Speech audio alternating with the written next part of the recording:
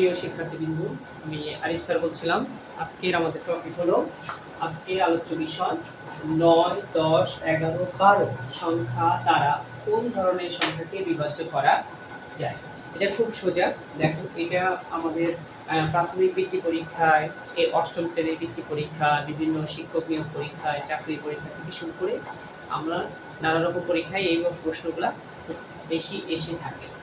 যাই হোক, আমি তোমাদের আজকে শেখাবো 9 দ্বারা বিভাজ্য। এই জায়গায় একটা সংখ্যা লেখা আছে একক, দশক, শতক, হাজার, যুগ, লক্ষ, নিযুগ। 88 লক্ষ, দেখো 88 লক্ষ 91,082। এই এত বড় একটা সংখ্যাকে আমি 9 দ্বারা এটা ভাগ হবে কি হবে না, যেমন ভাগ দিলা কত 9, এই সংখ্যাটা আসলে বিভাজ্য হবে কি হবে না, এটা তুমি কিভাবে বুঝবা? এটা তোমার বোঝা খুব সহজ একটা টিপস আছে। আমি কি করব, আমি সবগুলো সংখ্যাকে যোগ করব। দেখো আমি লিখলাম 8 যোগ 8 যোগ 9 যোগ 1 যোগ 0 যোগ 8 যোগ 2। তুমি যদি এটা সবগুলো যোগ করে দেখো কত হবে। 8 দিয়ে 10, 11, 11 20, 8 28, 28 36। এটা হলো তোমার কত 36। 36 কে ভাগ দাও তুমি 9 দিয়ে, ভাগ দিলে কত 4। তার মানে ভাগফল বের হয়েছে, সুতরাং বিভাজ্য হবে। বিভাজ্য হবে কি? একদম সহজ না? একদম সোজা। এরপর তুমি যদি দেখো 10 দ্বারা বিভাজ্য হবে কিনা, এই সংখ্যাটা দেখো একক, দশক, শতক, হাজার, যুগ, লক্ষ।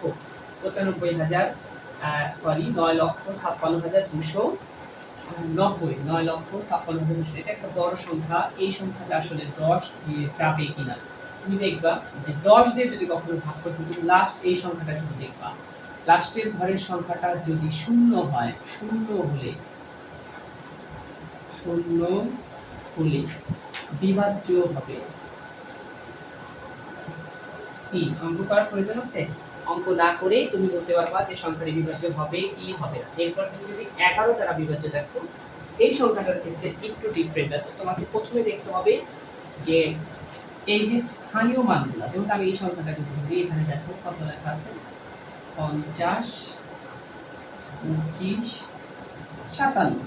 এই সংখ্যাগুলা তুমি যদি এদেরকে ধরো, এটা হলো তোমার একক, এটা হলো তোমার দশক, এটা তোমার হলো শতক।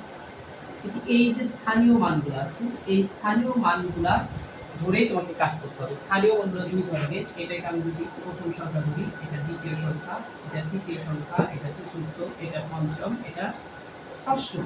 এই ক্ষেত্রে যে সংখ্যাগুলা জোড় আর যে সংখ্যাগুলা বিজোড়, তুমি এই সংখ্যাগুলো আলাদা করবা। যেমন আমি যদি তোমাকে এখানে দেখাই যে জোড় সংখ্যাগুলা, বিজোড় সংখ্যাগুলো তোমার কি কি? বিজোড় সংখ্যাগুলো আছে তোমার হলো 7, এরপরে আছে হলো 5,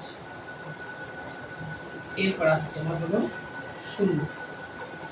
এর ভিতর থেকে আবার জোড় সংখ্যাগুলো বাদ দিবা। জোড় সংখ্যাগুলো 5, 2, 5, 5, 2, 5। এখন তুমি যদি এটা যোগ করো কত হবে? দেখো 7, 5 এ 12 মাইনাস 12, ফলাফল 0। এরকম যদি হয় যে জোড় সংখ্যাগুলো আলাদা করে, এই যে জোড় সংখ্যা, এটা হচ্ছে বিজোড় সংখ্যা, বিজোড়, আর এটা হলো জোড়। বিজোড় আর জোড় সংখ্যার ফলাফল যদি তুমি দেখো 0 হয়, তাহলে এটা বিভাজ্য হবে। তাহলে আমার এই অঙ্কটা হচ্ছে 11 দ্বারা বিভাজ্য, এটা হচ্ছে বিভাজ্য হবে। তাহলে এই যে আমি একটা অঙ্ক দিয়েছি, এই অঙ্কটা তোমাদের জন্য কি থাকলো? হোম টাস্ক থাকলো। তোমরা হোম টাস্ক বাসায় করে আমাকে এটা কি জানাবা, অবশ্যই কমেন্টে জানাবা। এরপরে দেখো 12 দ্বারা বিভাজ্য সংখ্যাটি দেখো। 12 দ্বারা যদি বিভাজ্য করতে চাও, এটা খুব ইজি, কারণ আমাদের হচ্ছে 12 দিয়ে যখন আমরা যোগ করব, তখন প্রথমে আমরা সবগুলো সংখ্যা আগে যোগ করব। দেখো 1 যোগ 1 যোগ 8 যোগ 4 যোগ 4। এখন সবগুলো সংখ্যা যোগ করার পরে এই সংখ্যাগুলো আমি দেখব কত বের হলো। যে 1, 2, 10, 14, 18, এটা বের হলো আমার 18। এই 18 কে আমি প্রথমে 3 দ্বারা ভাগ করব। 3 দ্বারা ভাগ করি হলো 6। এরপরে লাস্টের যে দুই ডিজিট আছে, মানে 12 এর ক্ষেত্রে এই 12 কে যদি তুমি ভাঙাও, একটা পাবা হচ্ছে 3 আর একটা হলো 4। তাহলে 3 দিয়ে হচ্ছে সম্পূর্ণটাকে আমরা কি করব, ভাগ করব, আর 4 দিয়ে হচ্ছে আমরা লাস্টের দুটো সংখ্যাকে শুধু ভাগ করব। লাস্টের দুটো সংখ্যাটা আছে 4 যোগ 4 সমান সমান কত? 8। এই 8 কে তুমি যদি 4 দ্বারা ভাগ করো 2, সুতরাং এটা যদি দেখা যায় হ্যাঁ যে সবগুলো সংখ্যার সমষ্টিকে 3 দ্বারা ভাগ করলেও ভাগফল পাওয়া যায়, আবার শেষের দুটো একক ও দশক স্থানীয় অঙ্ক দুটো যোগ করে যোগফলকে আর 4 দ্বারা ভাগ করলেও কি পাওয়া যায়, ভাগফল পাওয়া যায়। সেক্ষেত্রে এটা কি হবে, বিভাজ্য হবে, বিভাজ্য হবে। ব্যাস, আমরা এইভাবে খুব সহজেই বড় বড় অঙ্কগুলা সলভ করতে পারবো। আমার চ্যানেলটা তোমাদের যদি ভালো লেগে থাকে লাইক কমেন্ট শেয়ার করে পাশে থাকবে।